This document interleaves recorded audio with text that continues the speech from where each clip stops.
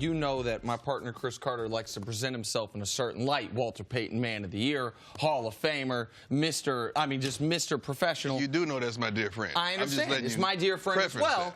I'm just asking you, you know Cris Carter, the player. You know what it's like to go up against Cris Carter. Mm-hmm. What's your favorite Cris Carter story that he wouldn't have told us about going up against him? Cris was a dog. Now, it's probably two different occurrences. Once I played against Cris in Minnesota. Cris ain't have a lot of help. And I was with San Francisco. We got the better half of Cris. Now, the next time I had to deal with Cris, Cris had some help. And it wasn't as pleasant. It wasn't as pleasant at all. Boss. Yeah. And Jake Reed. It was ridiculous. Now, we ran a coverage called Double-Double. We would double this guy, single this guy, whichever one we chose. And I remember I never go in the slot. I hated playing the slot. And I got caught up in the slot, and I had to pull a hamstring, and I had to deal with Cris. And I was hoping, please, I hope he don't know my hamstring is gone. And, you know, Cris will hop and set you, and, let's move the chains. Let's move the chains. That's who he was. And I beat Prime one time. He said, you had me on that one, dog. You had me on that one, dog.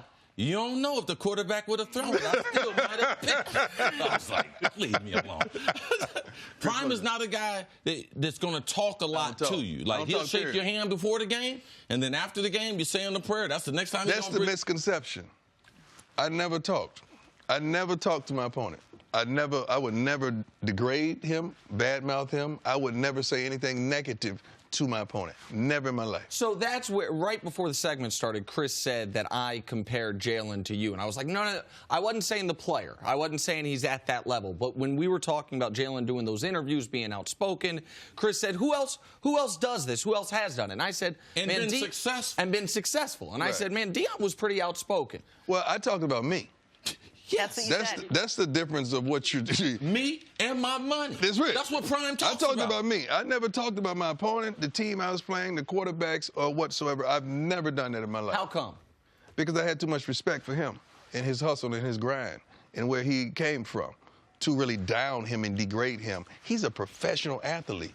Why would I degrade someone that's entitled a professional? And Prime was one of the original guys that, yeah, this is a sport. Mm-hmm. But, man, this is about making money. It's a business. This is about entertaining people. And I'm not going to try to do anything to hurt your shine, even though I might know some things. And Prime also was one of the first guys to start breaking down video.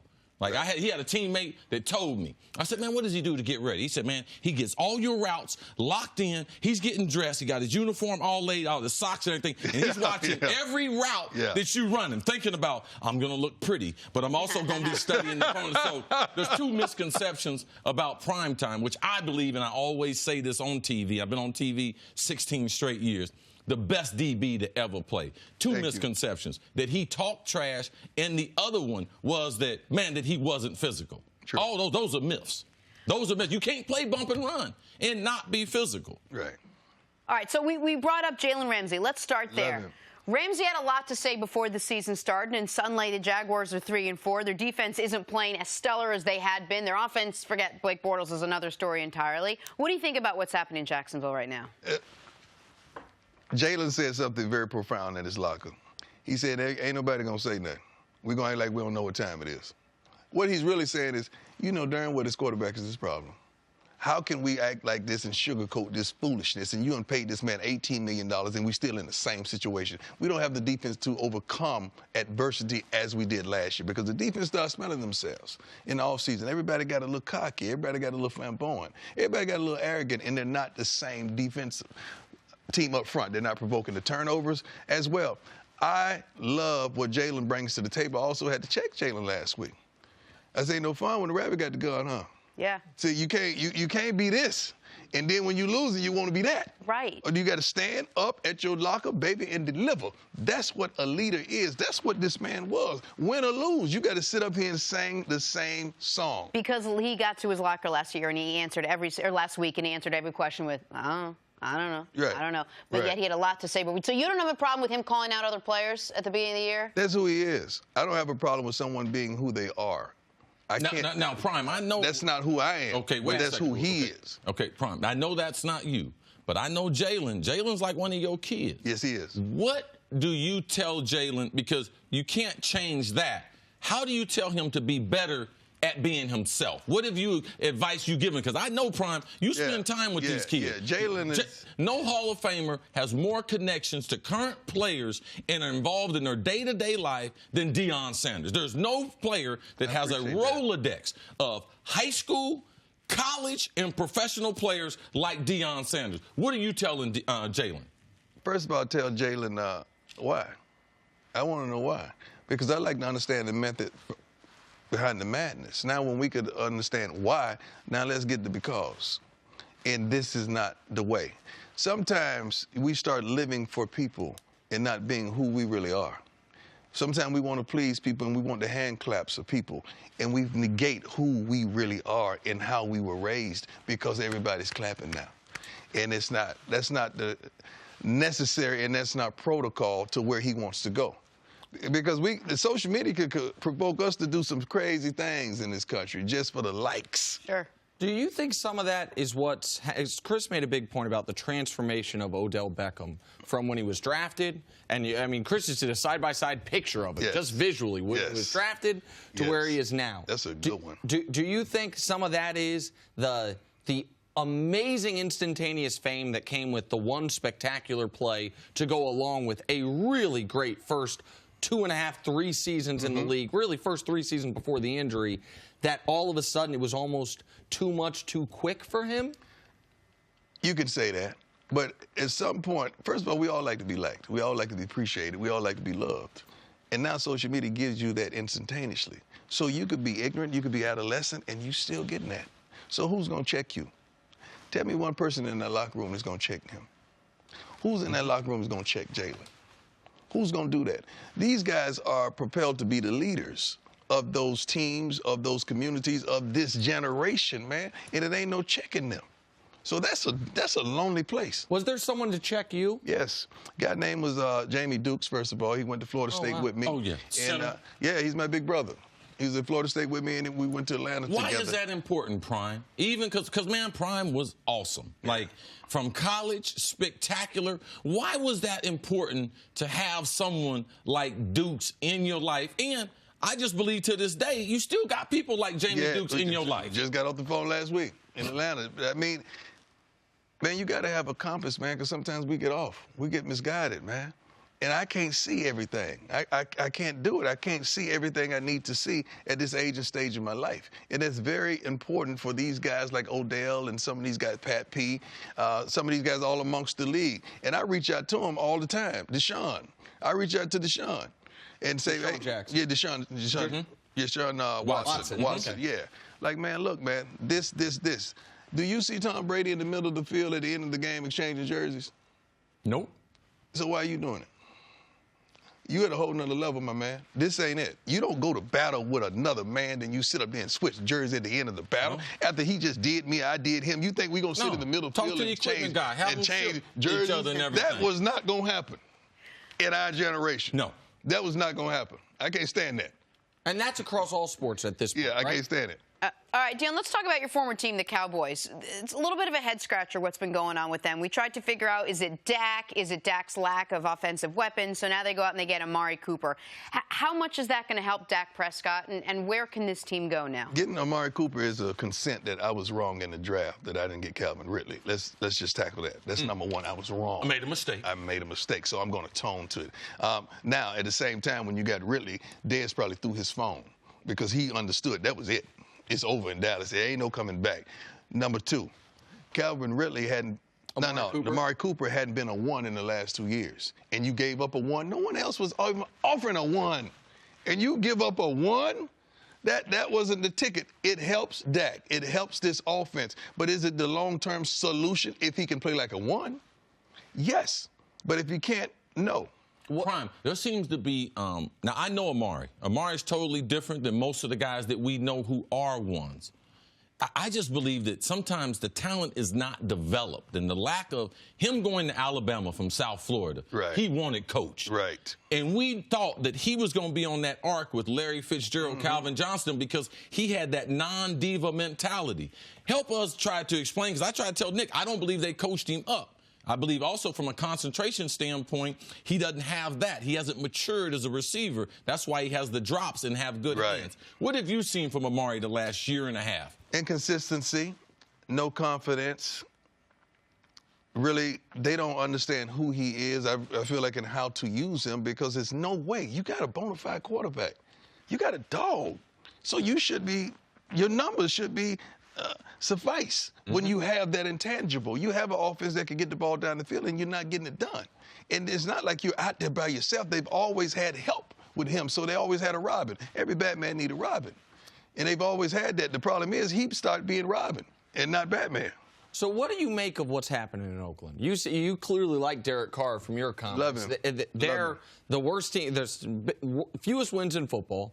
They're trading. They got 3 first-round picks. They might trade away Derek Carr this offseason. They're going to get off of him. Right, they're going to trade away Derek Carr this offseason. Yeah. Like, what do you make of what Gruden's done since he's gone there? Gruden has jumped back in the game, and he thought the game was the same way he left it.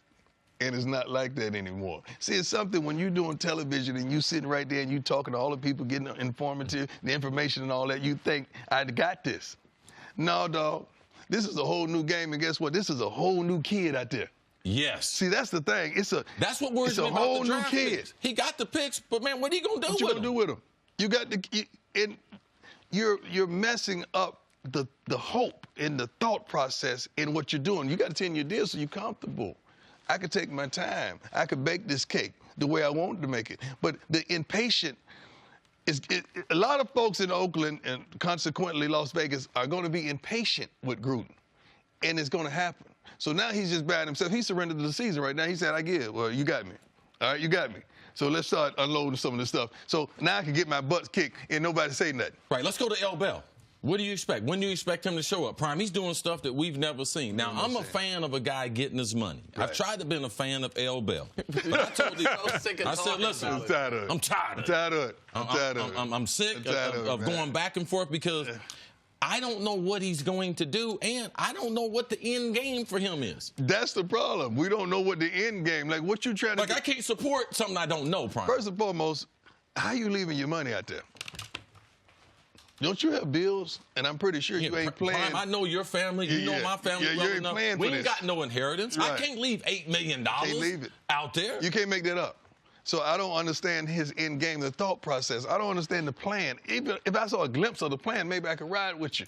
But I don't even see the plan. Nick, tell me what you think the plan is. Well, listen, I think that he made the decision of conservation over compensation. What he's decided is the way I'm going to make the most money is to make sure I get to free agency healthy.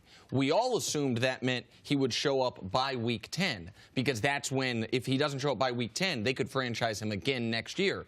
I think at this point he might not show up at all. He might dare the Steelers to do this again because he doesn't need, as long as they don't franchise him, if he doesn't show up, say it again? Don't make sense. Wow. How come? That does not make sense. Business-wise, not taking an L for the whole entire year, business-wise, it don't make sense. It doesn't make sense unless he felt the risk of injury, unless they thought they were going to Willie Parker. I've never seen a dog scared to play. I've never seen a dog scared to go out there and put it on the line. Because whatever you fear, usually that overcomes you, that overtakes you. Yeah. If you're scared to get injured, that's pretty much going to happen. If you go out there and play and do your thing, everything is all good.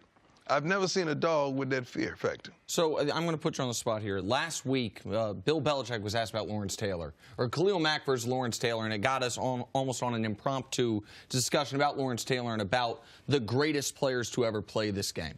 And football's the hardest to do it because guys play different spots. And I said, you can make an argument that Lawrence Taylor is the greatest football player ever. Like, that argument exists. That argument exists for you.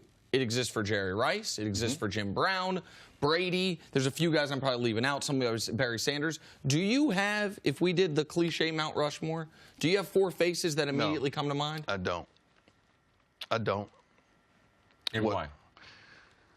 There got to be a reason, Prime. First of all, Prime don't do anything. I got too much respect. Okay. That's why. I got too much respect for certain people, and I cannot negate them. I can't leave them off of that Mount Rushmore because there's only a limited, 4 or 5 names? 4 spaces. Yeah. I can't do that. When Cris said, I've been on TV 16 years, and I always say you're the best defensive back ever, you just almost reflexively said thank you. While you're not going to make a list, it seems that really mattered to you. He didn't lie. See, there you go. He didn't lie. Jalen Ramsey would tell you 4 other players who might have lied also. He didn't stutter, nor did he stumble. He was definitive. He didn't lie. That's great. Yeah, tell us why are you here today? Tell us why you're here this morning. First of all, I've never been a jealous man in my life.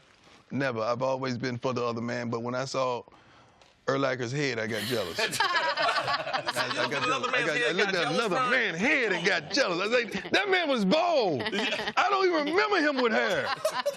Hey, man, what's up? I called him. What's up? He said, well, I did this. I said, okay, now, I know what you did and how that works for white folks. Do that work for black folks? Yeah. So I went and gave it a shot. And I'm back. Hey, this is the biggest comeback in 2018. It's called Restore? Restore.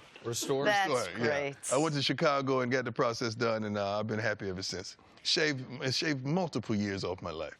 If you can do me a favor, because you're one of my favorites, if you could introduce this product to one of Nick's favorites, his name happens to be LeBron James. Y'all need to stop, man. You know what? You can't properly represent the product. I think it has been. Oh, I think it has been. I think it has been. Undercover? No. Ain't no undercover. You got to understand there's some downtime to it. Man. There's some downtime to it. You know, it's an off season. It's an off season. You need an off season. You need some time that you're away from everything, and you know it grows. Your own hair grows, and I don't think you ever sees his off season. So it's hard to say this and that. Okay. And then the camera's always there, man. You at the free throw line, the camera's already right there, so you can be critical. But I think he did it. Okay. I think he did it. Okay. It's just great. We've heard so many great stories. CC, man. I love me some CC. Thanks for watching. Subscribe here to get the latest from the show. Also, be sure to check out more of the best clips from First Things First, or go watch a few segments from our other shows on FS1.